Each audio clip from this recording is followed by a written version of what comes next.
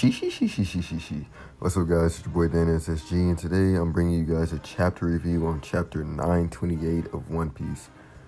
To start off the review, we're going to talk about the cover page. And the cover page this week was a fan request, and the fan basically asked Oda to draw Frankie doing the super pose in front of a live audience of kids, and Frankie is basically the superhero of some show. And Oda choosing to make this a cover page just makes me think that Frankie is destined for something big in this arc. Sorry, not sorry. But yeah, to start off the chapter, we see Luffy doing some manual labor, breaking some rocks with a pickaxe. And Oda is honestly trying to show how Luffy is just getting swoller and just muscular, which is kind of a weird look for Luffy, because I'm not used to Luffy being muscular and big. But it's fitting, I guess. But after we see this, we see the old man that Luffy saved 2 chapters ago with Kid. We see him come and thank Luffy, just very humbly crying, and it's just like, thank you so much, thank you so much. And Luffy tells the guy, oh, it's no problem, but I don't think you'll make it long if you don't eat, man. And he basically gives the old guy a bunch of meal tickets because Luffy and Kid are doing so much manual labor that they just have an abundance of meal tickets that they don't really need. So he gives the guy the meal tickets. He's like, man, just go about your way. Have it, just like hit me up if you need anything type thing. And the old guy's like, thank you so much. I'll use these very sparingly, and I'll be grateful about it. But after this exchange, we see Raizo actually in disguise, sneaking into the prison, kind of whispering towards Luffy. He's like, psst, psst. Hey Luffy, I got the key. I know about the keys. I know where they're at. The only thing is, it's heavily guarded, and on top of that, it's in a sea prison. It's in a sea prison box that's kept away. So you're just gonna have to work with me and give us a little more time to get you out of here. And Luffy's just like, oh, it's no problem, bro. No problem at all. Which honestly makes a little sense, because I'm positive that this is a character development little portion arc for Luffy and Kid, that this is a little training segment.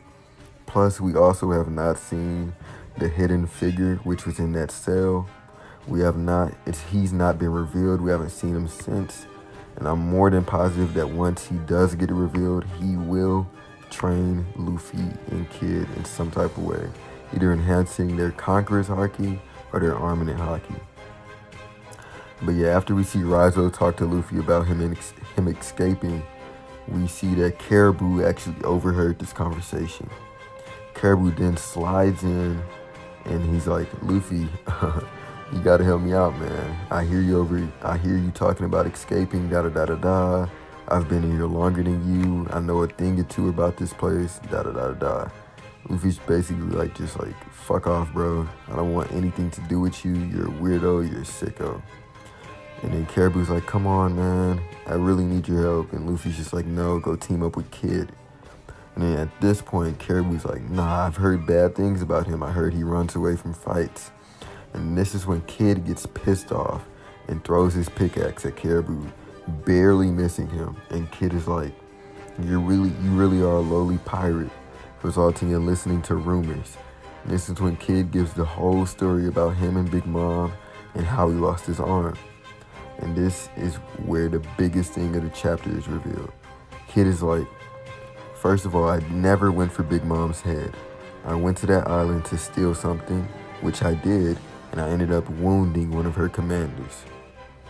Then after this, Kid is like, I actually lost my arm fighting against the red hair pirates. Boom. Red hair Shanks is how Kid lost his arm. And which is really funny is that it's the same arm that Shanks lost, the left arm. I think that Kid lost his arm in a wager. Maybe he wagered Shanks that he would beat one of the commanders or something like that, which he did not, and he ended up losing the arm. But yes, after this, Kid is like, any more questions? And Caribou's like, no. And then Kid proclaims that he will be the one to kill or defeat Kaido. And then that's when Luffy's like, no, it's gonna be me. Which is a little funny dynamic between the two. But yeah, that ends the prison scene. And next we're on to Lady Kumurosaki, which is basically the Bo Hancock of this arc, Wano's Bo Hancock, which would be, I know they say Bo Hancock is the prettiest woman in the world, da-da-da-da-da, but Wano is its own isolated country, so basically this woman is the prettiest woman in the world to everybody in Wano. And in my opinion, she's honestly way prettier than Bo Hancock. She just has a bad attitude. Like I said, she's the evil version of Bo Hancock. But yeah, we basically get this kind of long flashback of this woman basically making this old man fall in love with her. She's sweet talking the old guy, getting the old guy to buy her things, give him like the house note and stuff like that. And basically the old guy's just a simp, a sugar daddy. And eventually Lady Kumurosaki cuts the old guy off. And the old guy is just super hurt and super distraught. He's crying and stuff like that. He's like, I gave you everything. How could you do this to me? And then Lady Kumurosaki plays it so cold. She's like, silly human. Don't take back gifts. You're just a peasant type thing. And the thing is, this woman has been doing this to multiple old men. And I honestly think that Sanji is going to fall for this lady, and he's going to end up being a simp. And this is going to be kind of character development for Sanji, and Sanji will end up learning his lesson about women and what they could really do and how they could hurt men. But yeah, basically we cut back to the present, and this woman is walking through the city, and everybody's lined up to see her because they don't really get to see her too often. We get to see Frankie, Usopp's, and Sanji's reaction to her, and they're like, whoa, she's beautiful. And then, of course, Sanji is over the top with hard eyes, nosebleed, and stuff like that. Quick side note, this woman has a strange ability, kind of like Bo Hancock's, to where I'm not sure if it's her hockey, maybe she has hockey or something, but when men are in her presence that are weak-willed, I think, they fall over and their nose starts bleeding and they're sweating and shaking.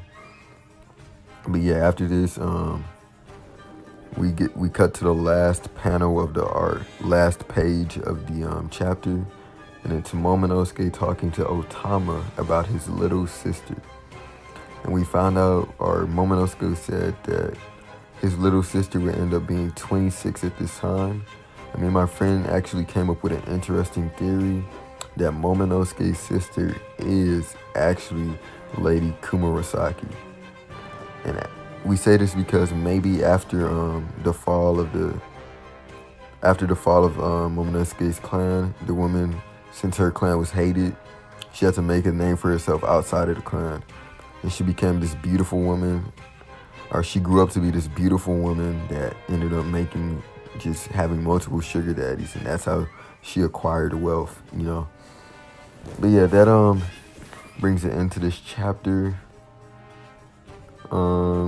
Also, another quick side note is that Caribou is actually the only person besides Luffy and King Poseidon to know that Shirahoshi is an ancient weapon. And I honestly think that this is such valuable information, and once Caribou lets this slip, this will end up bringing about the destruction of Fishman Island, which was prophesized back way in the Fishman Island arc. So yeah, he might end up telling somebody in this arc or maybe a future arc, I don't know. But yeah, that about brings this chapter review to a wrap. If I was to give this chapter a rating, I would say 4.5 out of 5 because we had a big reveal. We seen Luffy training. Yeah. Thoughts for next chapter. I'm not really sure what will happen. You never know where Oda's going. But yeah, guys, catch you in the next video. Sheesh.